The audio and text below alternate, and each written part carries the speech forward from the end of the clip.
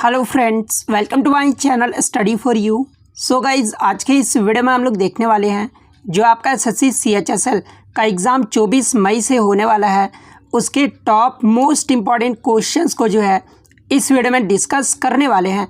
और मैं आपको 100% ये गारंटी देता हूँ कि आपके CHSL के एग्ज़ाम में इसी प्रकार से प्रश्न पूछे जाएंगे। तो जिन भी कैंडिडेट्स का 24 मई से CHSL का एग्ज़ाम होने वाला है वो इस वीडियो को जो है लास्ट तक ज़रूर देखेगा। और आपसे रिक्वेस्ट करता हूँ, अभी तक आपने मेरे चैनल को अगर सब्सक्राइब नहीं किया है तो एसएससी CHSL का डेली प्रैक्टिस सेट पाने के लिए जो है चैनल को सब्सक्राइब ज़रूर कर दीजिएगा। और बगल में ही आपको एक बेल आइकन यानी घंटे का निशान भी दिख रहा होगा, तो आप उसे भी जो है ज़रूर प्रेस कर दीजिएगा। तो चलिए वीडियो को स्टार्ट करते हैं। जो आपका पहला क्वेश्चन है कि बंगाल की खाड़ी में कौन सा द्वीप है। तो देखिए, बंगाल की खाड़ी में जो आपका एक अंडमान एंड निकोबार द्वीप है, इसके अलावा न्यू मोर जो आइलैंड है ना, ये भी आपका बंगाल की खाड़ी में द्वीप है। तो आपके ऑप्शन में अंडमान एंड निकोबार आइलैंड दिया रहेगा तो ये आपका करेक्ट हो जाएगा। आपके ऑप्शन में अगर आपका न्यू मोर आइलैंड दिया रहेगा तो ये भी जो आपका करेक्ट आंसर हो जाएगा। नेक्स्ट आपका यहाँ पर है कि हॉर्नबिल उत्सव ये जो है किस राज्य का प्रचलित है। तो देखिए, ये जो हॉर्नबिल उत्सव है ना, ये नागालैंड राज्य का जो प्रचलित है, तो नागालैंड आपका यहाँ पे करेक्ट हो जाएगा। और इसे जो है फेस्टिवल ऑफ फेस्टिवल भी कहा जाता है, तो ये भी आपको ध्यान में रखना है। एग्जाम में अगर पूछ दिया जाए कि फेस्टिवल ऑफ फेस्टिवल ये जो किससे कहा जाता है, तो ये हॉर्नबिल उत्सव को कहा जाता है, तो ये आपको ध्यान में रखना है। इसके अलावा आपके एग्जाम में ये प्रश्न भी बन सकता है कि पक्के पागा हॉर्नबिल महोत्सव को जो है किस राज्य ने राज्य उत्सव घोषित किया है। तो देखिए, पक्के पागा हॉर्नबिल महोत्सव को जो है ये अरुणाचल प्रदेश के सरकार ने इसे जो है राज्य उत्सव घोषित किया है, तो ये फैक्ट भी आपको ध्यान में रखना है। नेक्स्ट आपका यहाँ पर है कि इनपुट डिवाइस जॉयस्टिक ये जो है किसके सामान्य कार्य करता है। तो देखिए, ये जो जॉयस्टिक है ना, ये एक प्रकार का इनपुट डिवाइस है और ये जो आपका कर्सर को कंट्रोल करता है, तो कर्सर कंट्रोल आपका यहाँ पे करेक्ट हो जाएगा। एग्जाम में अगर पूछा जाए कि जॉयस्टिक ये किस प्रकार का डिवाइस है, तो ये एक इनपुट डिवाइस है। नेक्स्ट आपका यहाँ पर है कि कौन सा CPU का भाग है। तो देखिए, ये जो आपका मेमोरी होता है ना, ये आपका CPU यानी सेंट्रल प्रोसेसिंग यूनिट का भाग है, तो मेमोरी आपका यहाँ पे करेक्ट हो जाएगा। यहाँ से एक्स्ट्रा फैक्ट ये आपको ध्यान रखना है कि CPU के जो है 3 मेन कंपोनेंट्स होते हैं। 3 मेन कंपोनेंट्स कौन कौन से होते हैं, तो एक तो आपका कंट्रोल यूनिट होता है, एक आपका ALU होता है। ALU का जो फुल फॉर्म है एग्जाम में पूछा जाता है, तो अरिथमेटिक एंड लॉजिक यूनिट इसका फुल फॉर्म होता है। उसके बाद थर्ड जो कंपोनेंट है वो आपका मेमोरी और स्टोरेज यूनिट है, तो ये सारे फैक्ट आपको ध्यान में रखना है। नेक्स्ट आपका यहाँ पर है कि कौन सा वायरस जनित रोग नहीं है। ऑप्शन में आपका रेबीज है, खसरा है, लेप्रोसी यानी कुष्ठ रोग, या फिर मम्स। तो देखिए, मैं आपको बता दूं कि ये जो आपका रेबीज, खसरा और ये जो मम्स है ना, ये आपके वायरस जनित रोग है। लेकिन ये जो लेप्रोसी यानी कुष्ठ रोग है ना, ये आपका जीवाणु के संक्रमण के कारण होता है। और किस जीवाणु के संक्रमण के कारण होता है, ये भी क्वेश्चन एग्जाम में पूछा जाता है। तो माइक्रोबैक्टीरियम लेप्राई जीवाणु के संक्रमण के कारण होता है, तो ये आपको ध्यान में रखना है। तो लिप्रोसी यानी कुष्ठ रोग जो आपका यहाँ पे करेक्ट हो जाएगा। इसके अलावा वायरस जनित रोग कौन कौन से हैं, तो एक आपका रेबीज जो है ये आपका वायरस के कारण होता है। खसरा भी आपका वायरस के कारण होता है।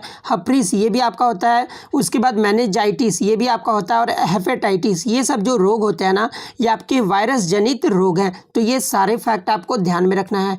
नेक्स्ट आपका यहाँ पर है कि राजीव गांधी खेल रत्न पुरस्कार विजेता प्रथम महिला हॉकी खिलाड़ी पूछा जाएगा। तो देखिए, प्रथम महिला हॉकी खिलाड़ी अगर पूछा जाएगा ना, तो प्रथम महिला हॉकी खिलाड़ी जो राजीव गांधी खेल रत्न पुरस्कार दिया गया था, ये रानी रामपाल को दिया गया है। और कब दिया गया है, तो 2020 में दिया गया है, तो रानी रामपाल आपका यहाँ पे करेक्ट हो जाएगा। बात कर ले अगर प्रथम महिला ना पूछा जाए, सिर्फ आपका जो है प्रथम हॉकी खिलाड़ी पूछा जाए, तो प्रथम हॉकी खिलाड़ी जो है ये धनराज पिल्ले को दिया गया था। और कब दिया गया था, तो 1999 में दिया गया था, तो ये भी आपको ध्यान में रखना है। बात कर ले राजीव गांधी खेल रत्न पुरस्कार ये जो है कब से दिया जाने लगा, तो ये 1991-92 से दिया जाने लगा। और ये पहला जो है किसे दिया गया था, तो ये जो है विश्वनाथन आनंद को दिया गया था। और ये किस खेल से संबंधित है, तो ये शतरंज खेल से संबंधित है, तो ये भी आपको ध्यान में रखना है। उसके बाद अगर प्रथम टेनिस प्लेयर पूछा जाए कि प्रथम टेनिस प्लेयर जिन्हें राजीव गांधी खेल रत्न पुरस्कार दिया गया था, तो ये लिएंडर पेस को दिया गया था। और कब दिया गया था, तो 1996 में दिया गया था। नेक्स्ट बात कर लेते हैं 2018 में कितने व्यक्तियों को राजीव गांधी खेल रत्न पुरस्कार दिया गया है। तो 2 व्यक्तियों को, एक तो आपके मीराबाई चानू को जो कि वेट लिफ्टिंग से संबंधित है, और एक विराट कोहली को दिया गया था 2018 में। वहीं अगर 2019 की बात कर ले तो 2019 में जो है ये दीपा मलिक को जो कि पैरालंपिक से संबंधित है, और बजरंग पुनिया जो कि रेसलिंग से संबंधित है, 2019 में जो इन्हें राजीव गांधी खेल रत्न पुरस्कार दिया गया था। 2020 की बात कर ले तो ये 5 व्यक्तियों को जो है राजीव गांधी खेल रत्न पुरस्कार दिया गया था। एक तो आपके रोहित शर्मा, मरियप्पन थंगावेलु को, उसके बाद मनिका बत्रा, विनेश फोगाट और रानी रामपाल, ये 5 व्यक्तियों को जो है 2020 का दिया गया था। नेक्स्ट आपका यहाँ पर है कि महात्मा गांधी दक्षिण अफ्रीका से भारत, ये जो है कब लौटे थे। तो देखिए महात्मा गांधी जी जो है दक्षिण अफ्रीका से 9 जनवरी 1915 को जो है भारत लौटे थे। तो 9 जनवरी 1915 आपका यहाँ पे करेक्ट हो जाएगा, और इसीलिए जो है भारत में प्रति वर्ष 9 जनवरी को जो है प्रवासी भारतीय दिवस मनाया जाता है। तो एग्जाम में क्वेश्चन पूछा जाता है कि प्रवासी भारतीय दिवस ये जो है कब मनाया जाता है, तो 9 जनवरी आपका करेक्ट हो जाएगा।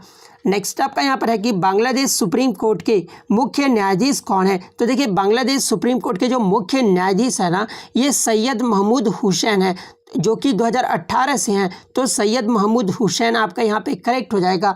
बात कर ले पाकिस्तान के सुप्रीम कोर्ट के मुख्य न्यायाधीश यानी चीफ जस्टिस कौन है, तो ये गुलजार अहमद है, जो कि 2019 से हैं। नेपाल के सीजे यानी चीफ जस्टिस कौन है, तो चोलेंद्र शमशेर है। वहीं अगर मैं बात कर लूँ भारत के चीफ जस्टिस ऑफ इंडिया कौन है, तो ये आपके कौन है, तो NB रमन्ना है, जो कि कितने नंबर के हैं, तो ये 48वें नंबर के हैं। तो ये भी आपको ध्यान में रखना है, और आपको कमेंट करके जवाब देना है कि भारत के 47वें नंबर के चीफ जस्टिस जो है वो कौन थे। ये जो आपको कमेंट करके जरूर जवाब देना है। नेक्स्ट आपका यहाँ पर है कि कौन सा रोग नेत्र से संबंधित है। तो देखिए ये जो आपका ग्लैकोमा, ट्रैकोमा, उसके बाद जो आपके नाइट ब्लाइंडनेस, प्रीसबायोपिया, ये सब जो रोग होते हैं ना, ये आपके नेत्र से संबंधित है। तो ये सारे रोगों का नाम जो आपको ध्यान में रखना है। नेक्स्ट आपका यहाँ पर है कि बैटल ऑफ चिंसूरा, जिसका अन्य नाम बेदरा का युद्ध भी कहा जाता है, तो बेदरा का युद्ध ये जो है कब हुआ था। तो देखिए मैं आपको बता दूं कि बेदरा का जो युद्ध है ना, ये आपका हुगली नदी के पास कलकत्ता से कुछ मील दूर चिंसूरा में हुआ था, और ये जो है कब हुआ था, तो नवंबर 1759 में हुआ था। तो 1759 आपका करेक्ट हो जाएगा।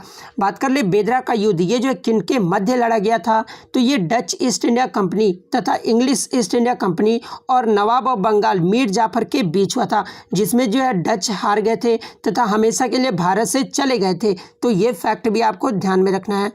नेक्स्ट आपका यहाँ पर है कि विश्व प्रेस स्वतंत्रता सूचकांक 2020 में कौन सा भारत की रैंक क्या रही थी। तो देखिए विश्व प्रेस स्वतंत्रता सूचकांक 2020 में जो है भारत की रैंक जो है 142वें स्थान पे रहा था। तो 142वां आपका करेक्ट हो जाएगा। बात कर ले इसमें पहले स्थान पे कौन सा देश रहा था, तो ये नॉर्वे देश रहा था। सेकंड पे जो आपका फिनलैंड देश रहा था। और ये जो है विश्व प्रेस स्वतंत्रता सूचकांक ये जो है किसके द्वारा जारी किया जाता है, तो ये रिपोर्टर्स विदाउट बॉर्डर्स के द्वारा जारी किया जाता है। तो ये फैक्ट भी आपको ध्यान में रखना है। नेक्स्ट आपका यहाँ पर है कि monetary policy committee of India का गठन ये जो है कब हुआ था। तो देखिए monetary policy committee of India का जो गठन है ना, ये आपका 2016 के माध्यम से RBI अधिनियम के संशोधन के गठित एक 6 सदस्यीय समिति है। तो 2016 जो आपका यहाँ पे करेक्ट हो जाएगा। और ये कितने सदस्यीय समिति है ये भी एग्जाम में पूछा जाता है। तो ये जो है 6 सदस्यीय समिति है। नेक्स्ट आपका यहाँ पर है कि मयूराक्षी, दामोदर एंड रूपनारायण ये जो है किसकी सहायक नदियाँ हैं, और मयूराक्षी, दामोदर और रूपनारायण ये जो है हुगली नदी की सहायक नदियाँ हैं। तो हुगली नदी आपका यहाँ पे करेक्ट हो जाएगा। नेक्स्ट आपका यहाँ पर है कि प्रसिद्ध टेनिस खिलाड़ी इगा स्विएटेक ये जो किस देश से है। तो देखिए ये जो प्रसिद्ध टेनिस खिलाड़ी इगा स्विएटेक है ना, ये आपका पोलैंड देश से है। और मैं आपको बता दूं कि ये जो इगा स्विएटेक है ये 2020 का जो फ्रेंच ओपन हुआ था ना वुमेन सिंगल का, उसमें जो ये विजेता रही थी। तो ये भी आपको ध्यान में रखना, एग्जाम में पूछा जा सकता है कि 2020 का फ्रेंच ओपन महिला सिंगल में विजेता कौन रही थी। तो ये इगा स्विएटेक रही थी। और ये जो किस देश से है, तो ये पोलैंड देश से है। और उसके बाद मैं बात कर लूँ इनसे मिलता जुलता एक और नाम है इगोर स्टिमेक जो कि क्रोएशिया से हैं। और ये भारतीय फुटबॉल टीम के जो है कोच हैं। इसलिए जो आपको ध्यान में रखना है कि इगोर जो स्टिमेक है ना, ये क्रोएशिया देश से हैं। उसके बाद मैं अन्य बात कर लूँ प्रसिद्ध टेनिस खिलाड़ी के बारे में, तो Jennifer Brady, Sofia Kenin, Serena Williams ये सब जो आपके US यानी आपके जो है यूएस के जो है देश के रहने वाले हैं, यानी अमेरिका देश के रहने वाले हैं। उसके बाद नाओमी ओसाका ये जो है जापान की है। उसके बाद एशले बार्टी ये जो है ऑस्ट्रेलिया की है। राफेल नडाल ये जो है स्पेन देश के रहने वाले हैं। उसके बाद मैं बात कर लूँ संयुक्त राष्ट्र की संस्था जो कि यूनिसेफ है, अपने बाल अधिकार अभियान फॉर एवरी चाइल्ड के लिए सेलिब्रिटी एडवोकेट ये जो है किसे बनाया है? तो देखिए संयुक्त राष्ट्र की संस्था जो कि यूनिसेफ है, बाल अधिकार अभियान फॉर एवरी चाइल्ड के लिए ये जो आयुष्मान खुराना को जो है बनाया गया है सेलिब्रिटी एडवोकेट। तो आयुष्मान खुराना आपका यहाँ पे करेक्ट हो जाएगा। और आयुष्मान खुराना जो है बच्चों के प्रति हिंसा को समाप्त करने की दिशा में जो है खुराना यूनिसेफ की सहायता करेंगे। नेक्स्ट आपका यहाँ पर है कि फरवरी 2020 में आयोजित कैन्स कप चेस टूर्नामेंट की विजेता कौन रही है? तो देखिए फरवरी 2020 में जो आयोजित कैन्स कप चेस टूर्नामेंट हुआ था ये आपका जो है सेंट लुइस यूएस यानी संयुक्त राज्य अमेरिका में जो है ये आयोजित किया गया था। और इसके जो विजेता रहे थे ना ये भारत के कोनेरू हम्पी रहे थे। तो कोनेरू हम्पी जो आपका यहाँ पे करेक्ट हो जाएगा। नेक्स्ट आपका यहाँ पर है कि पंजाबी कवित्री और उपन्यासकार अमृता प्रीतम द्वारा लिखित उपन्यास कौन कौन से हैं? तो अमृता प्रीतम के द्वारा जो है कागज थे कम्वास ये जो है इनकी जो है लिखित उपन्यास है और इनके लिए जो है इन्हें भारतीय ज्ञानपीठ पुरस्कार भी मिला था। तो कागज थे कम्वास आपका यहाँ पे करेक्ट हो जाएगा। इनके अन्य नॉवल के बारे में जान लीजिए जहाँ से प्रश्न पूछे जा सकते हैं। पिंजर ये भी जो आपका अमृता प्रीतम का है। डॉक्टर देव कोरा कागज 49 दिन धरती। उसके बाद सागर और सेपियन ये जो है आपका अमृता प्रीतम के हैं। रंग का पट्टा है और दिल्ली की गलियां ये सब जो नोवेल है ना ये अमृता प्रीतम द्वारा लिखित उपन्यास है। नेक्स्ट आपका यहाँ पर है कि विद्युत द्विध्रुव का आवेश ये जो है कितना होता है, यानी इलेक्ट्रिक डाइपोल का जो चार्ज होता है वो कितना होता है? तो ये शून्य होता है। तो शून्य जो आपका यहाँ पे करेक्ट हो जाएगा। नेक्स्ट आपका यहाँ पर है कि भोपाल रियासत पर 1868 से 1901 तक जो है शासन करने वाली रानी कौन थी? तो देखिए 1868 से 1901 तक जो भोपाल रियासत पर जो शासन की थी ना ये शाहजहां बेगम ने की थी। तो शाहजहां बेगम जो आपका यहाँ पे करेक्ट हो जाएगा। और ये भोपाल रियासत की जो है तीसरी महिला शासक थी। तो ये भी आपको ध्यान में रखना है। और मैं आपको बता दूं कि ये जो शाहजहां बेगम है ना इन्होंने जो है भारत के सबसे बड़ी मस्जिद ताज उल मस्जिद को जो है बनवाया था। तो ये भी आपको ध्यान में रखना है। उसके बाद मैं बात कर लूँ भोपाल रियासत की पहली महिला शासक अगर पूछा जाए तो भोपाल रियासत की जो पहली महिला शासक थी ना ये कुदसिया बेगम जिनका अन्य नाम गोहर बेगम भी है। और इनका जो शासनकाल रहा था वो 1819 से लेकर जो है 1837 तक रहा था। तो ये फैक्ट भी आपको ध्यान में रखना है। नेक्स्ट आपका यहाँ पर है कि एलईडी का फुल फॉर्म क्या होता है? तो देखिए एलईडी का जो फुल फॉर्म होता है ना वो आपका लाइट इमिटिंग डायोड होता है। तो लाइट इमिटिंग डायोड आपका करेक्ट हो जाएगा। बात कर ले एलसीडी का फुल फॉर्म क्या होता है? तो ये लिक्विड क्रिस्टल डिस्प्ले होता है। लेज़र का फुल फॉर्म अगर पूछा जाए तो light amplification by stimulated emission of radiation होता है। उसके बाद ओएलईडी का अगर पूछा जाए तो ऑर्गेनिक लाइट इमिटिंग डायोड होता है। तो ये सारे फैक्ट जो आपको ध्यान में रखना है। नेक्स्ट आपका यहाँ पर है कि किस राज्य में सबसे अधिक जिले हैं? तो देखिए आपके जो उत्तर प्रदेश राज्य है ना इसमें सबसे अधिक जिले हैं। कितने हैं? तो 75 हैं। सेकंड अगर बात कर ले तो मध्य प्रदेश राज्य में है जो कि 52 जिले हैं। थर्ड अगर बात कर ले तो बिहार और तमिलनाडु राज्य में है जो कि 38 जिले हैं। तो ये सारे फैक्ट आपको ध्यान में रखना है।